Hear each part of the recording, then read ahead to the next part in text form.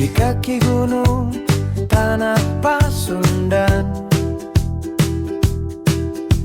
Terhampar desa indah permata,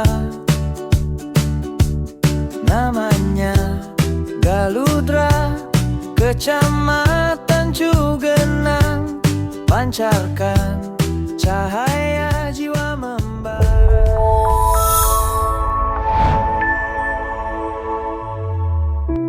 Saya di dalam operasi perang hari, perang minggu, perang bulan, perang.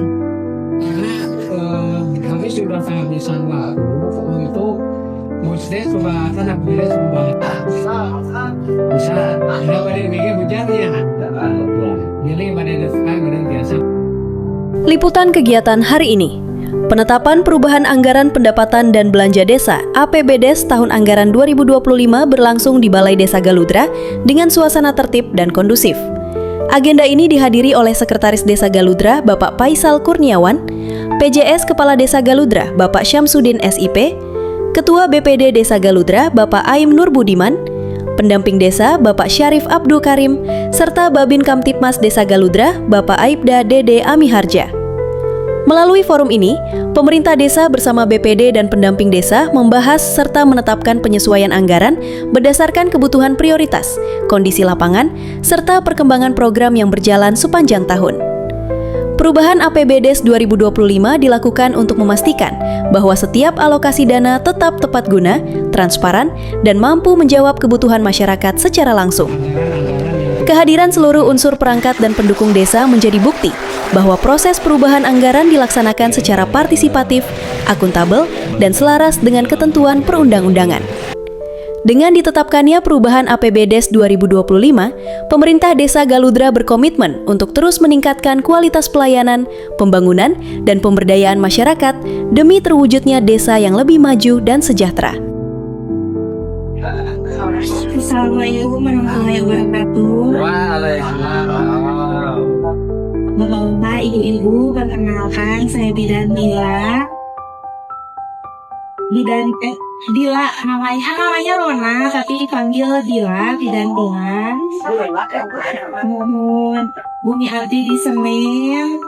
Saya dari instansi pendidikan, Bapak, ya. Tepatnya saya dari Yayasan Mahfuzul Hayatiyah yang di bawahnya bernaung itu PAUD, SD dan SMP, betul Bapak, dan juga MDTU. Baik ya, dan insya Allah Desa Galudra sesuai slogannya bisa, gitu ya. Itu. Kemudian Bapak, tentang paskes, maaf saya jadi melebar ke sana kemari ya Pak. Tentang paskes kan sekarang sudah ada ya, Bu Bidan ya, sudah ada di Kampung Kondang ya, atau Hargem disebutnya. Itu, nah itu ketentuannya seperti apa? Saya belum tahu. Di sana nanti ada yang melahirkan itu bayarnya berapa gitu ya. Terus kalau pakai BPJS berapa gitu ya? Ya berharapnya sih kalau untuk masyarakat yang kurang mampu gitu ya, digratiskan atau misalkan sesuai kemampuan ekonomi mereka gitu ya. Karena saya sering sekali mendengar curhatan dari ibu-ibu gitu ya. Karena walaupun saya pegiat pendidikan, kalau di sore hari tidak hujan, saya sering bermain bersama warga, ngerumpinya Bu. Gitu ya, mereka sering mengeluhkan juga gitu ya, untuk 1.300.000 untuk orang yang berada itu, untuk ekonominya yang lumayan tidak seberapa. Tapi kalau untuk warga yang penghasilannya hanya 50.000 sehari, itu menjadi masalah ya, untuk 1.300.000 itu. Jadi mohon kebijaksanaannya, Paskes dan juga mungkin sama desa bisa kolaborasi gitu ya, terkait pendanaan untuk melahirkan itu ya, suatu hal yang tidak diinginkan. Tentangnya Pak ya, kalau usia SD itu ketika ada bencana gempa ataupun lain sebagainya, pasti yang pertama itu mereka panik gitu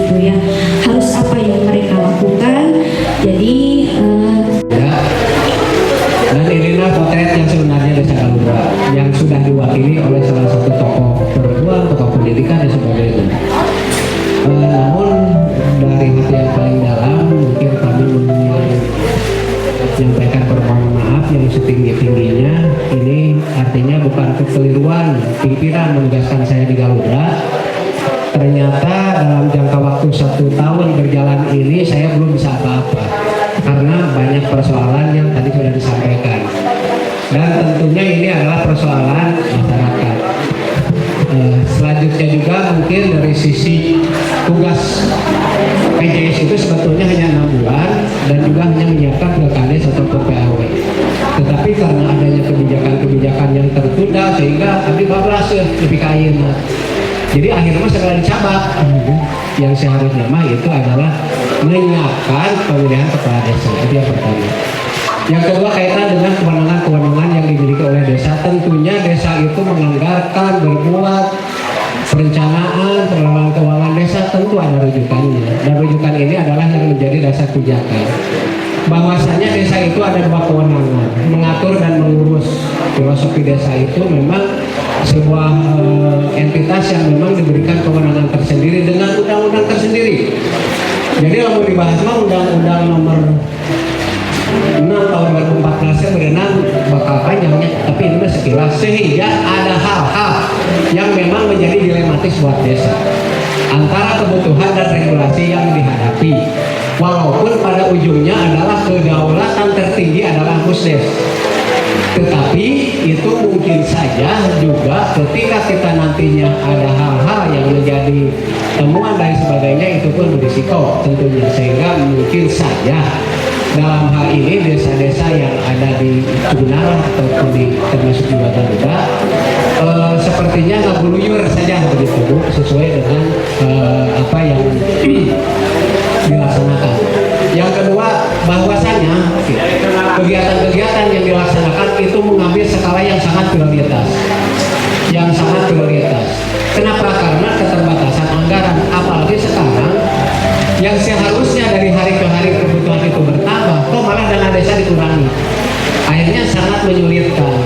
Padahal keinginan PR masa lalu itu akan kita jawab di masa depan, di tahun sekarang. Tapi muncul lagi sekarang, ada lagi Kopdes, ada lagi penekanan anggaran ke Bumdes. Artinya betul itu bagus sekali. Cuman potret desa itu akan berbeda ketika kita melihat kenyataannya. Ini ada 10 catatan Bu. Ini adalah masukan yang sangat luar biasa, dan tentunya ini PR nanti kalau saya tidak bisa melanjutkan di Desa Galuda ini karena saya dibatasi oleh waktu tentunya. Dan mudah-mudahan nanti silakan Bapak dan Ibu pada saatnya nanti akan menentukan memilih seorang pimpinan yang sesuai dengan apa yang menjadi masalah di Desa Galuda itu sendiri. Di sini ada upaya pengadaan lahan. Lahan itu memang saya tadi sudah menyampaikan, kumaha wae lah carana nu penting lahan aya, betul. Perintah dari presiden itu seperti itu. Tetapi ini bukan hal yang mudah, menjadi rangkaian panjang. Ketika kami ada misalkan tanah pemerintah, baik dinas, departemen, kementerian ataupun apa, mungkin saja bisa kita mohonkan. Itu yang pertama. Yang kedua, luislah tanah. Misalkan ya udahlah, misalkan ada tanah di sini yang bisa ditukar tambah dengan tanah kas desa. Itu prosedurnya adalah rekomendasi bupati, gubernur, dan kementerian. Segitu panjangnya. Kenapa? Status tanah itu sangat menentukan karena ini akan menjadi aset desa dan jangan jadi konflik gugatan di kemudian hari. Karena konon katanya bangunan yang akan digunakan untuk gedung Kopdes itu sampai 2,5 M, sangat besar sekali, dan selama 6 tahun itu harus dibayar oleh pemerintah desa, dicicil ke himbara. Konsepnya seperti itu. Yang kedua, pengadaan lahan untuk posyandu. Saya dengan Kang Apes masih ada, itu Kang Apes. Jauh-jauh hari saya sudah ada semacam harapan gitu ya ketika bicara posyandu ataupun PAUD desa, karena pada saat itu katanya mau ada hibah yang tempat untuk madrasah ya pada saat itu. Saya sudah senang sekali gitu kan. Tetapi kemungkinan dari berbagai hal, dari faktor-faktor lain sehingga tidak jadi gitu kan dihibahkan ke pemerintah desa. Nah ini pun lagi-lagi sama persoalannya, keterbatasan lahan yang tidak tersedia. Tapi upami aya nu ngahibahkeun lahan mah karena pembangunan yang dibangun oleh pemerintah desa itu mutlak tanahnya harus tanah milik desa. Dan dari sekian ribu lahan yang terhampar di Desa Galuda, ada nggak salah satu yang bisa menghibahkan ataupun rereongan masyarakat ya seperti tanah kematian untuk membeli itu kembali lagi kepada kewenangan desa, itu harus milik desa, bukan milik yayasan. Jadi itu walaupun tidak tersurat di peraturan Menteri Desa, tetapi tercantum di Permendagri nomor 20 tahun 2018 di situ. Jadi ada milik desanya. Kalau saja milik desanya itu dilaan, kita leluasa bisa gitu. Kenapa? Karena pemikiran saya, ini warga kami kok, ini anak kami, hanya beda yang mengelola, tetapi kebijakan dari sana mungkin perlakuan komunikasikan dengan masyarakat supaya dia paham. Jangan sampai pahamnya setengah-setengah, akhirnya dia mengambil kesimpulan sendiri, gitu kan? Jadi nanti itu tentunya ada tarif-tarif tersendiri yang memang akan dikenakan baik ke BPJS sebagai pengelola asuransi kesehatan, juga kepada pengelola pelayanan itu sendiri. Tarif dan persalinan dan paskesnya. Untuk paskes ini kebetulan karena sebenarnya tiap bulan itu puskesmas mewajibkan bidan desa mengunjungi posyandu di tiap-tiap RT, ya. Di sini ada 7 posyandu, di mana setiap kita datang ke posyandu, kita mengajak ibu hamil yang ada di desa tersebut, yang ada di wilayah tersebut, untuk datang ke posyandu untuk dicatat. Supaya apa? Supaya kita bisa daftarkan BPJS gratis. Sekarang ada program UHC khususnya untuk ibu hamil yang 1 hari insya Allah jadi BPJS. Untuk warga-warga yang tidak mampu, nanti kita data, kita ajukan ke puskesmas supaya cair BPJS-nya. Dan alhamdulillah 1 bulan ini sudah banyak sekali ibu hamil yang sudah mendapatkan BPJS di Desa Galudra, ya, gratis ya Dani. Alhamdulillah dibantu sama Teh Ani juga ya di sini. Untuk masalah biaya tadi katanya berapa gitu ya untuk yang BPJS. Sebenarnya untuk BPJS itu gratis. Hanya saja di tiap pasien itu berbeda-beda kondisi fisiknya. Ada yang sehat, ada yang bisa langsung lahir tanpa harus diinfus, tanpa harus dilakukan resusitasi, tanpa harus diberikan obat tambahan, pendarahan dan lain-lain. Nah, BPJS itu hanya mengklaim untuk biaya persalinan normalnya saja, di luar kegawat daruratan. Jadi mungkin tarif yang ditarifkan dari kita ke masyarakat itu tergantung dari kondisi pasiennya gitu. Nah, untuk sekarang BPJS itu sebesar 500.000 di Paskes Bidan Sinta. Umur 500.000 itu dibagi-bagi, jadi bukan untuk kita berdua. Di sini kita bagi-bagi untuk paraji, untuk kader. Kenapa paraji dikasih? Karena paraji ini kita harus bermitra terus sama paraji supaya paraji ini tidak mengajak atau tidak melakukan hal-hal yang tidak terduga gitu ya. Jadi kita melakukan persalinan secara kesehatan dan paraji melakukan bantuan secara budaya mungkin ya. Dan untuk yang tadi untuk BPJS itu sebesar 500.000 itu sudah termasuk infusannya Bapak-bapak, Ibu-ibu, sudah termasuk infusan, sudah termasuk ngejahit, kegawat daruratan dan lain-lain. Kita patokan Rp500.000 ya, gitu. Untuk umum di sini kita tarifkan Rp900.000 untuk yang umum. Itu tuh untuk yang normal, tidak ada kegawat daruratan, misalkan pendarahan dan lain-lain. Iya, untuk yang normal.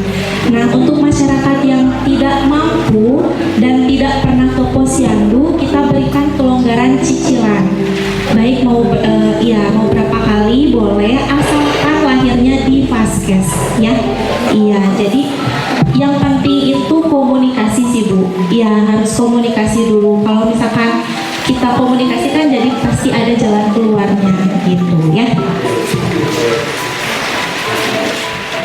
Jadi untuk ibu-ibu hamil juga sekarang kita terus mendata ya Bu, biar datanya ini bisa kita ajukan BPJS gratis gitu. Iya, jadi tiap posyandu itu dan alhamdulillah sudah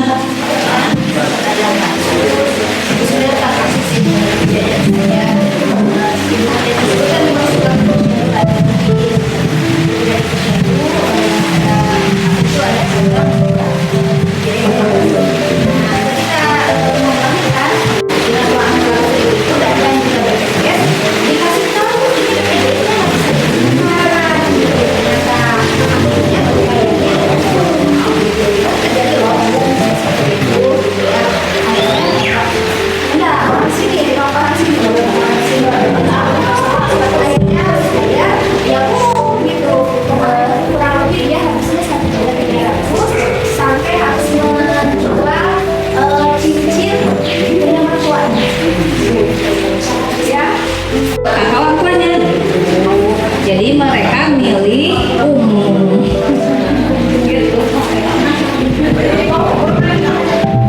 ya kayaknya soalnya belum punya surat nikah ya. Bu Ida. Nah, saya sudah tanyakan, sudah koordinasi langsung Bu untuk si Kang Mansur untuk bank sampah dan mesinnya, tinggal bagaimana upaya. Terima kasih kepada seluruh pihak yang telah berpartisipasi dalam kegiatan ini. Jangan lupa untuk terus mengikuti informasi dan perkembangan pembangunan melalui channel Besa Galudra. Mari tetap kompak, bersatu, dan bersama-sama menjaga serta membangun Desa Galudra menjadi desa yang lebih maju dan sejahtera. Sampai jumpa di liputan kegiatan pemerintah Desa Galudra berikutnya lagi. Wassalamualaikum warahmatullahi wabarakatuh.